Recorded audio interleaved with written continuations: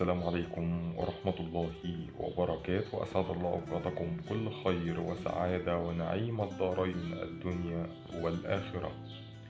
معانا تاني نوع النهاردة هنتكلم عنه من فيروسات تدمير النفسية. السلوك الفيروسي الثاني من أخطر الأنواع أيضا، وهو السبب الرئيسي في تفكك الكثير من الأسر والعلاقات الأسرية. خطورته جبارة بمعنى الكلمة، رغم إن إحنا بننظر إليه أو إن هو عادي، شيء عادي يعني، أو بنتعامل معاه بطريقة هينة بمعنى الكلمة. اتكلمت آخر مرة في الفيديو السابق اللي هو عن أول أنواع الفيروسات التي تدمر النفسية بمعنى الكلمة، وقلت إن الهدف من هذه الفيديوهات هو الإدراك